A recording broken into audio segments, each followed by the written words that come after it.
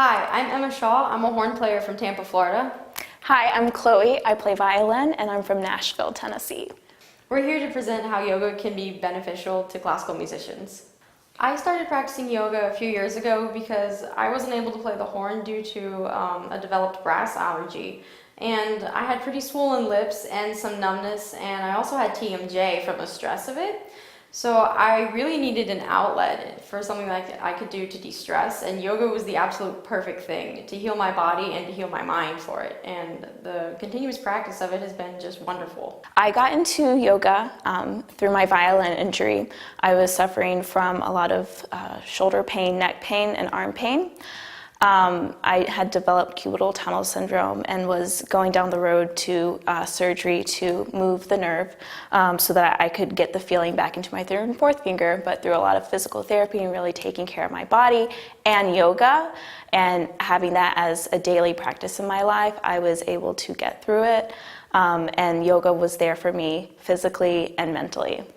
Tip number 1, how to breathe.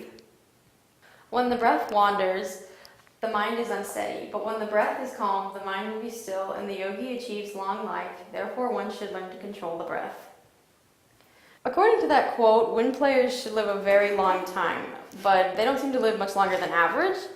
And one of the biggest phrases that I hear in lessons is to take a deeper breath. So I eventually kind of put 2 and 2 together on how to use yoga in my horn playing to not only become a better horn player, but to become a better yogi.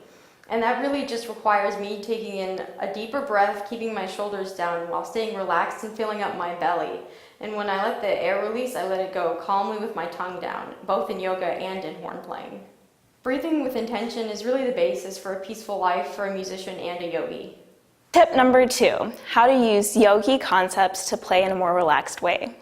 While yoga has a multitude of difficult postures, it's not about the ability to get into the posture, but about your journey getting to the posture and how kind you are being to yourself. In the end, it's not about achieving the human pretzel, but about your journey into learning something new.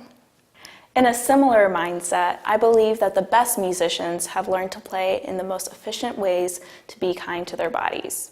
It takes a shift in consciousness and a daily practice to achieve subtle changes in your playing to be more efficient.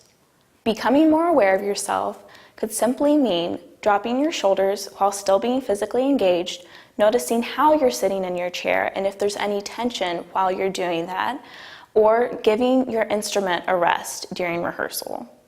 Tip number 3, keeping connection. Yogis are of several different races, ethnicities, and religions. Yoga is really inclusive to anyone that wishes to practice it, and it really can incorporate anyone in a community. European classical music is quite similar. It incorporates all people from around the world. These immersions make the world a much more peaceful place, which is very important within any kind of practice. NYO-USA creates connection between musicians around the United States and in other countries. In 2017, we played side by side with Latin American youth orchestras. There is no better way to learn about the people of the world than to make music with them. Being a musician is more than just living in a constant practice regimen. It's a lifestyle choice, and you could say the same thing about yoga.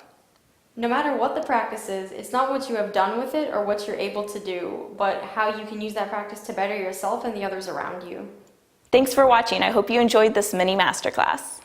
If you learned something about yoga and its connection to musicians, subscribe here.